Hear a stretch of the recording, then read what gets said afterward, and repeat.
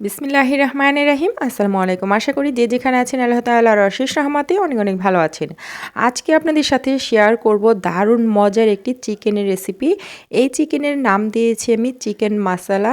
তো এটা একান্তই আমার রেসিপি। এটা চাইলে আপনারা ট্রাই করে দেখতে পারেন, অনেক মজার হয়। প্রথমে আমি চিকেন কেটে নিয়েছি আর এটাকে একটু বড় করেই কেটেছি। এরপর দিয়ে দিয়েছি এখানে আদা রসুন বাটা 2 টেবিল চামচ পরিমাণে, স্বাদমতো লবণ দিয়ে দিলাম। এরপর দিয়ে দিচ্ছি এখানে পেঁয়াজ বাটা 2 টেবিল চামচ পরিমাণে। এখন দিয়ে দিচ্ছি বাদাম বাটা, এটাও 2 টেবিল চামচ পরিমাণে দিয়েছি। বাদাম বাটাটা ডিপ ফ্রিজে ছিল তাই একটু শক্ত মনে হচ্ছে। এরপর দিয়ে দিচ্ছি 1 টুকরা বড় সাইজের লেবু রস, এখানে প্রায় 1.5 চা চামচের মতো লেবু রস হবে। এরপর দিয়ে দিচ্ছি এখানে 1.5 চা চামচ পরিমাণে মরিচের গুঁড়া, এটা যে যতটা স্পাইসি পছন্দ করেন সেরকমই দিয়ে দিবেন। এরপর 1/2 চা চামচ হলুদের গুঁড়া দিয়েছি কালারটা সুন্দর হওয়ার জন্য। 1 চা চামচ ধনে গুঁড়া, 1 চা চামচ জিরার গুঁড়া, এরপর দিয়ে দিচ্ছি 1 চা চামচ গরম মশলার গুঁড়া আর 1 চা চামচ দিয়েছি মাংসের মশলা। এরপর 2 টেবিল চামচ পরিমাণে এখানে টমেটো সস দিয়েছি। এরপর দিয়ে দিচ্ছি 1 টেবিল চামচ পরিমাণে সয়া সস। তো এখন এগুলোকে ভালো করে হাত দিয়ে মেখে নিতে হবে। অবশ্যই এই মাখানোটা হাত দিয়ে মাখানোর চেষ্টা করবেন, এতে করে এর টেস্টটা আরও বেশি ভালো আসে। তো খুব ভালোভাবে মাংসের গায়ে আমি এই মশলাগুলো মেখে নিয়েছি। তো এই রান্নাটা কিন্তু অনেক বেশি সহজ আর একদমই সময় লাগে না। চাইলে এই চিকেনটা এইভাবে মেখে যদি রাতে মেখে রেখে দেন তাহলে কিন্তু রান্নাটা সকালে অনেক বেশি সহজ হয়ে যাবে। আমি খুব ভালোভাবে মেখে ঢেকে রাখলাম, অথবা যদি রাতে এই চিকেনটা ম্যারিনেট করেন তাহলে কিন্তু এইরকম একটা বক্সে ভরে নর্মাল ফ্রিজে রেখে দেবেন, অথবা ডিপ ফ্রিজে রেখে দিলে যখন তখন এটা বের করে রান্না করতে পারবেন। তো আমি একটা বক্সের মধ্যে ভরে নিলাম। এরপর ঢাকনাটা লাগিয়ে এটা নর্মাল ফ্রিজে রেখে দেবো সারা রাতের জন্য। এতে করে এই চিকেনটা খেতে আরও বেশি মজার হবে। যত বেশি সময় ধরে এটা ম্যারিনেট করে রাখা যাবে তত বেশি মজার হবে। এরপর ফ্রিজ থেকে বের করে আমি চিকেনের পিসগুলোকে নিয়ে নিয়েছি। এরপর এই যে চুলায় একটা প্যানের মধ্যে কিন্তু কিছুটা তেল গরম করে নিয়েছি। খুব বেশি তেলের দরকার নেই, ডুবো তেলে ভাজতে হবে না। কিছুটা তেল ভালো করে গরম করে এরপর চিকেনের পিসগুলোকে দিয়ে দিচ্ছি। একে একে এগুলো দিয়ে আমি মিডিয়াম হিটে ভেজে নেব।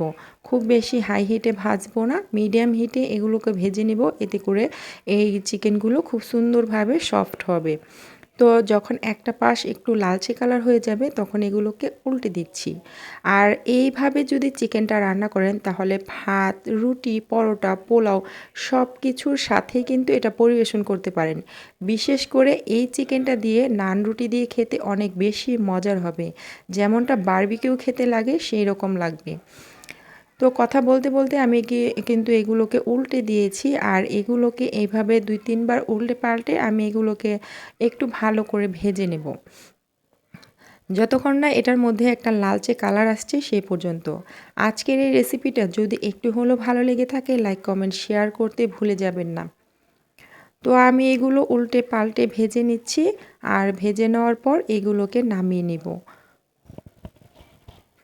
তো দেখতেই পাচ্ছেন খুব সুন্দর একটা কালার চলে এসেছে। আর এই পর্যায়ে আমি এই চিকেনগুলোকে তেল ঝরিয়ে নামিয়ে নিচ্ছি।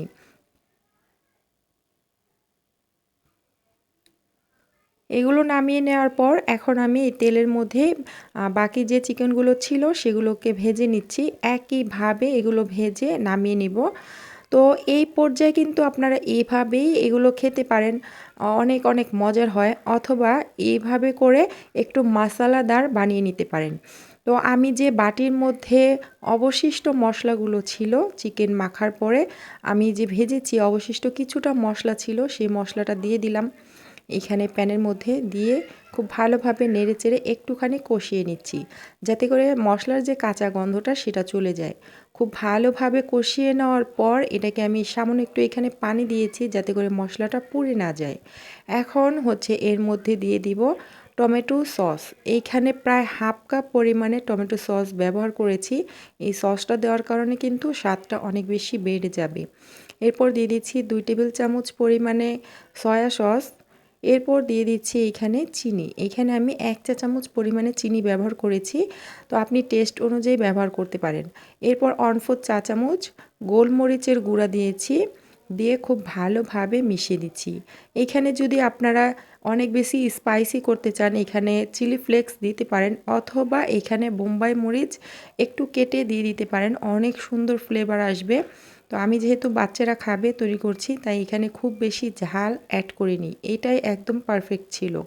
তো খুব ভালোভাবে নেড়েচেড়ে মিশিয়ে একটুখানি জাল করে নিয়েছি। এরপরে দিয়ে দিলাম আগে থেকে যে ভেজে রাখা চিকেনগুলো, সেগুলো অলরেডি কিন্তু এখান থেকে 3-4 টুকরা খাওয়া হয়ে গেছে ভাজার পরে।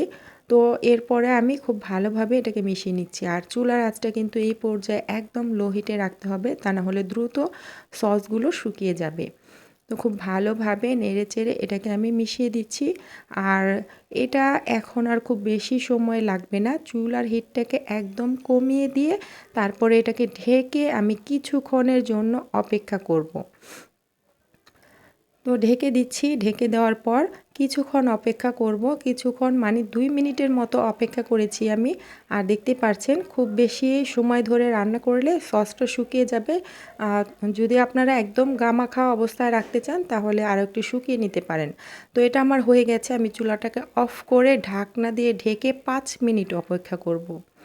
চুলা অফ করে ঢাকনা দিয়ে 5 মিনিট অপেক্ষা করার পর আমি বাটির মধ্যে নিয়ে নিয়েছি। দেখতেই পারছেন আলহামদুলিল্লাহ অনেক অনেক সুন্দর হয়েছে, খেতে অসম্ভব মজার হয়েছে। গরম গরম পরিবেশন করুন, অনেক অনেক মজার হয়। আশা করি রেসিপি ভালো লেগেছে। আজকের মতো বিদায় নিয়ে নিচ্ছি। সবাই ভালো থাকবেন, সুস্থ থাকবেন। এতক্ষণ সাথে থাকার জন্য অসংখ্য অসংখ্য ধন্যবাদ। আল্লাহ হাফিজ।